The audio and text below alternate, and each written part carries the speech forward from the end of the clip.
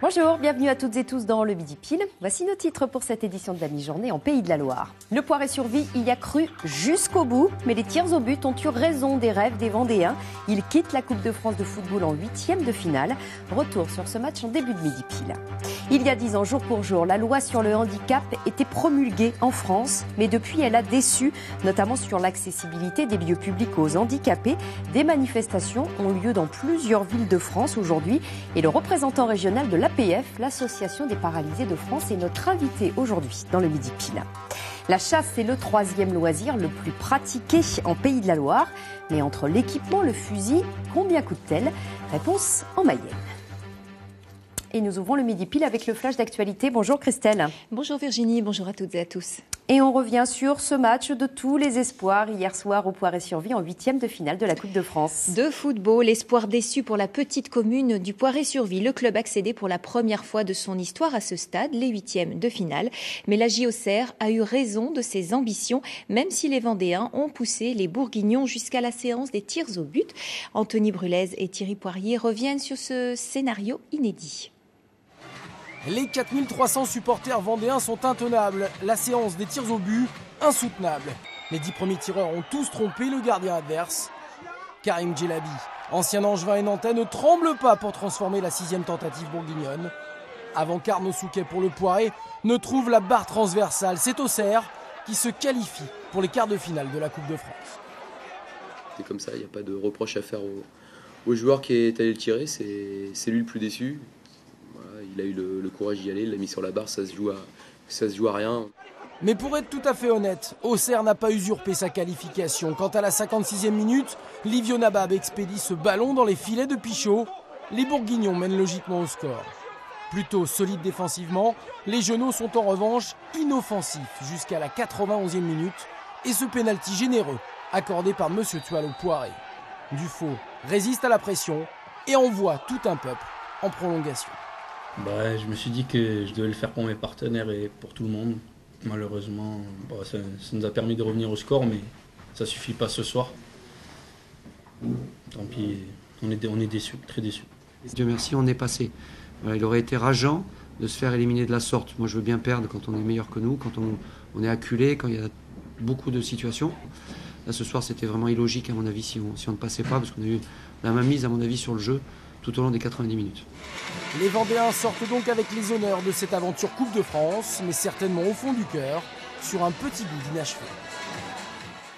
Et Coupe de France toujours, le FC Nantes jouera ce soir au Parc des Princes face au Paris Saint-Germain. Le match débutera à 21h et la rencontre sera diffusée sur France 3 avec Emmanuel Petit comme consultant. Le champion du monde sera d'ailleurs votre invité, Virginie, ce soir dans le journal régional. Effectivement, et ce sera donc dans le 19-20 et ce sera aussi un match à suivre, PSG FC Nantes sur notre site internet avec le décompte, vous le voyez, avant le coup d'envoi et 7h de 21h. Une rencontre que vous pourrez suivre sur France 3 Pays de la Loire minute par minute, en parallèle bien sûr de la retransmission sur l'antenne, grâce aux commentaires de nos chroniqueurs, mais aussi de vous, les internautes, qui pouvaient y contribuer.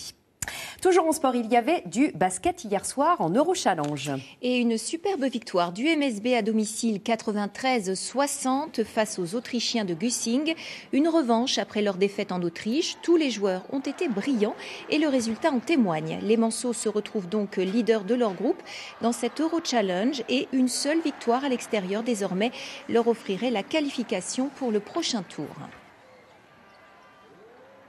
Nous entrons dans une période de très grande marée et cela va commencer, Christelle, à partir de la semaine prochaine, le 20 février. Voilà, et pendant les semaines qui vont suivre, les coefficients de marée seront exceptionnels jusqu'à 118 le 20 février et même 119 le 21 mars, le pic.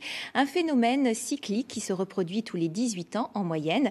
Mais outre les plaisirs de la pêche à pied, il faut également prendre en compte les risques potentiels et les communes du littoral se préparent. Exemple, au Croisic, c'est un reportage d'Evelyne Garcia et Christophe François.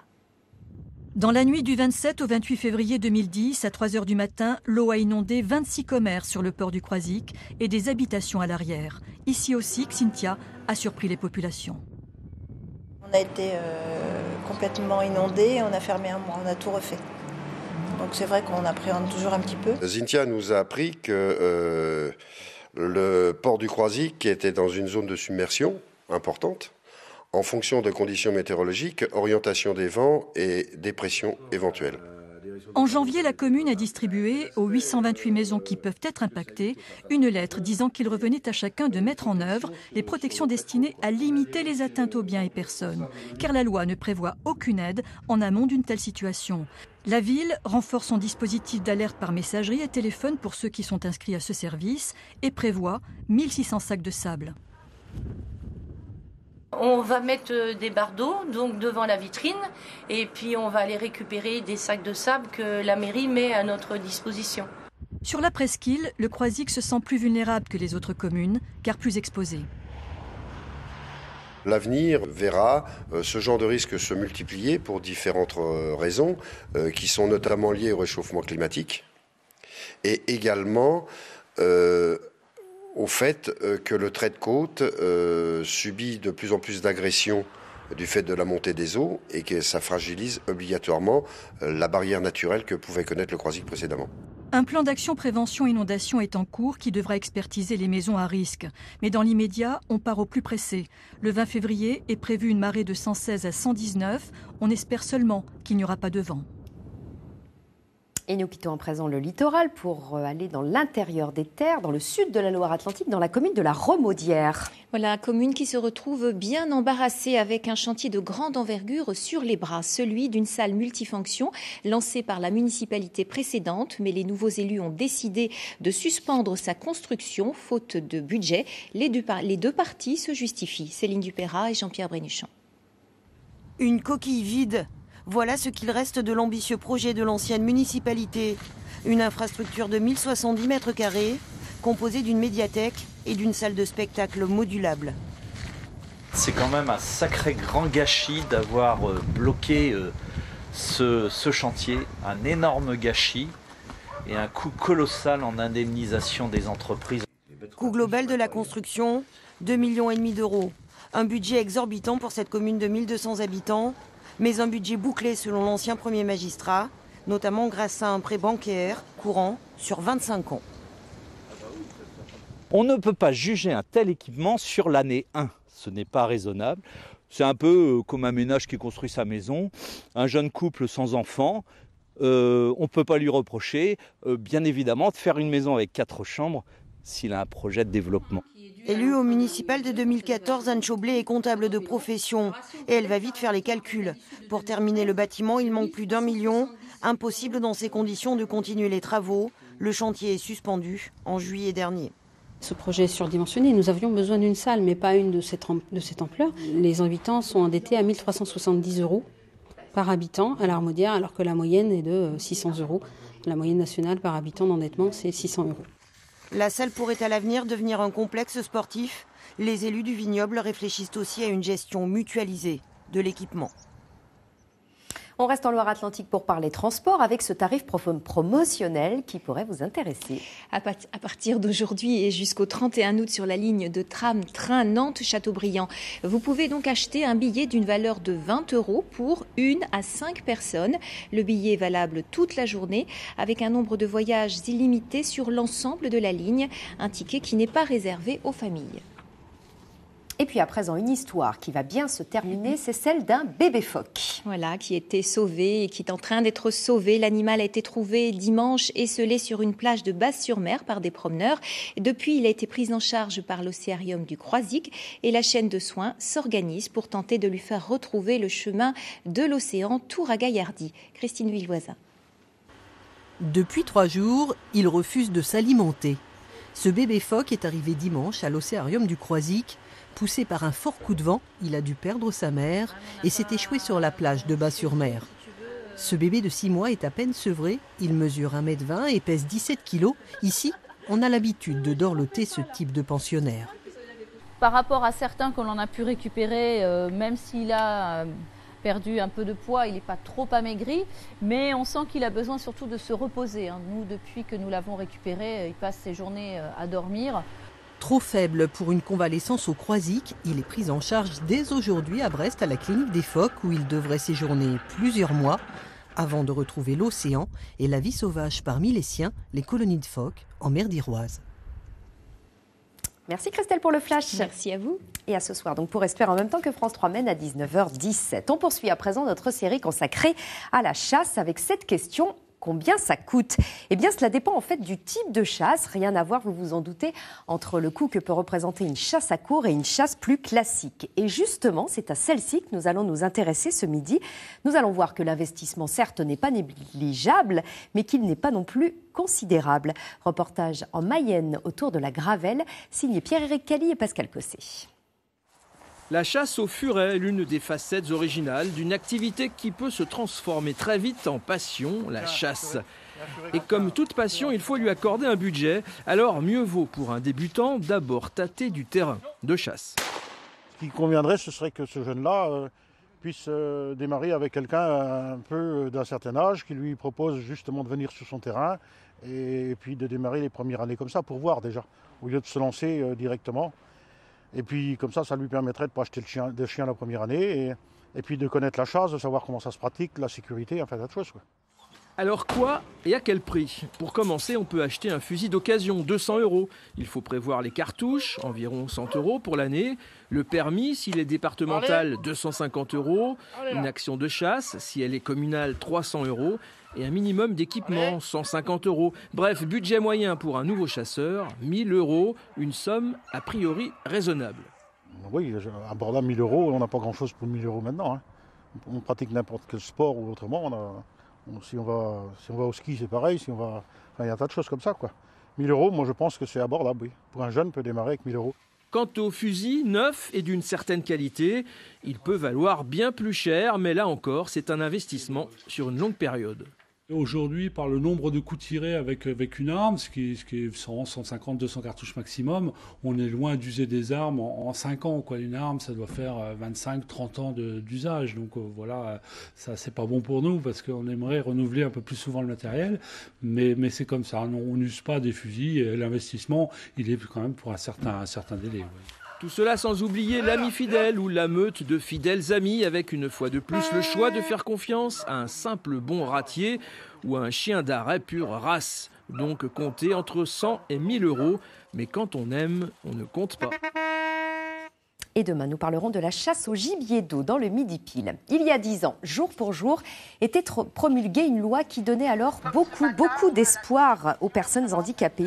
Depuis, il y a eu des avancées, certes, nous en parlerons, mais aussi des reculades, notamment sur l'accessibilité des lieux publics.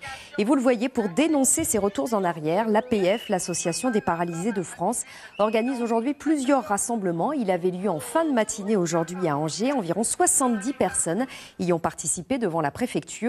Autre réunion prévue, manifestation prévue cet après-midi à partir de 14h30. Ce sera place du Commerce à Nantes. Et vous y serez, Jean-Pierre Blin. Bonjour. Oui, tout à fait. Bonjour. Vous êtes le représentant régional de l'APF, l'Association des paralysés de France.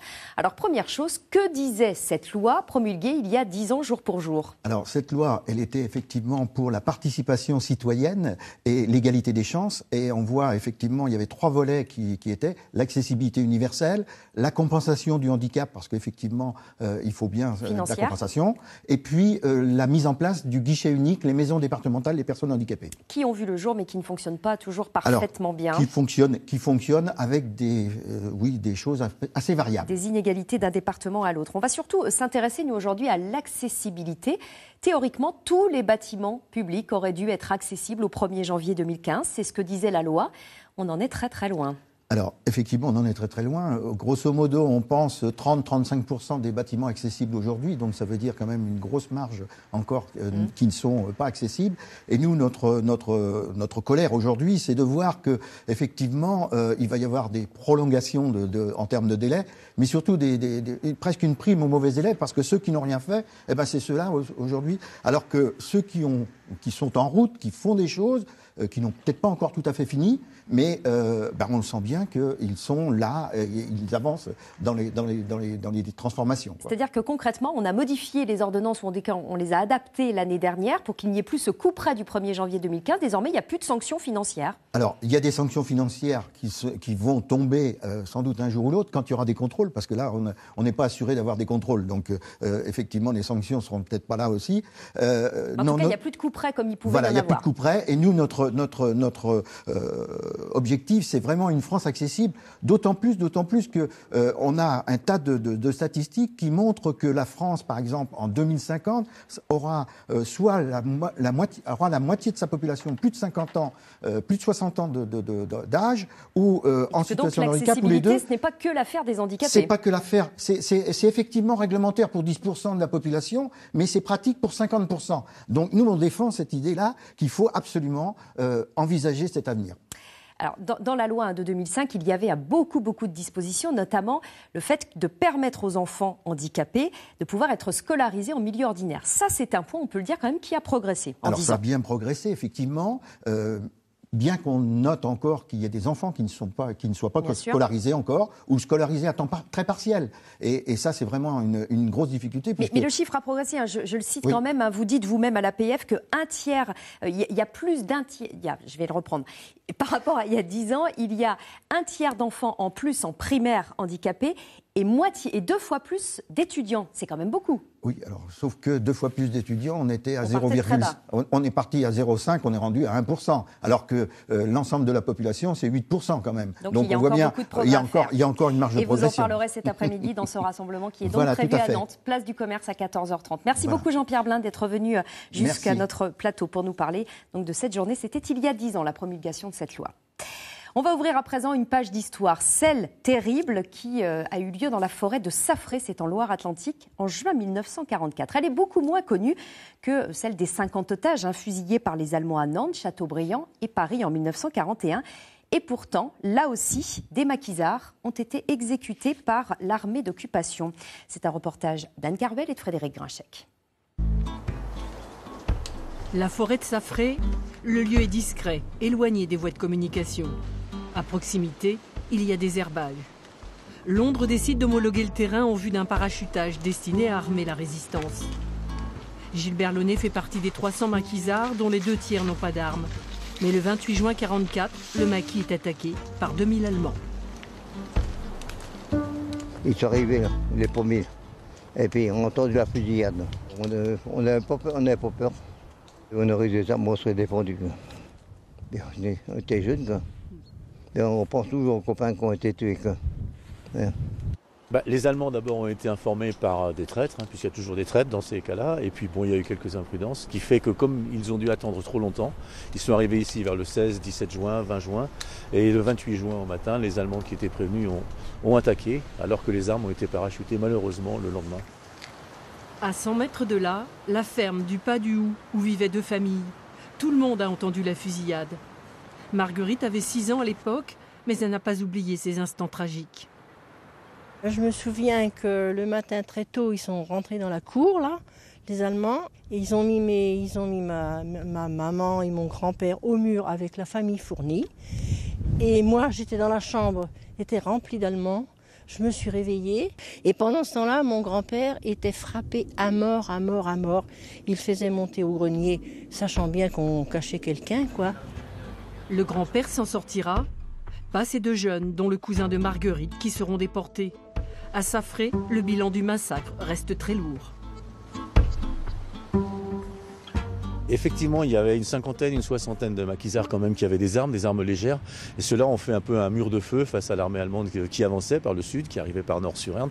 Ça a permis à ceux qui n'avaient pas d'armes de pouvoir sortir un peu par le nord de la forêt. Donc il y a eu beaucoup de morts, les premiers qui ont été tués sur place. Et ensuite, il y en a eu beaucoup qui ont été arrêtés et 27 ont été fusillés dès le lendemain. D'autres ensuite ont été abattus en prison ou sont morts en déportation. Robert Geffriot fut le plus jeune tué pendant l'attaque. Son corps repose toujours dans le monument du souvenir. Et c'est la fin de ce Midi Pile. Merci de nous avoir suivis. Je vous souhaite un très bon appétit à ce soir pour le 19h.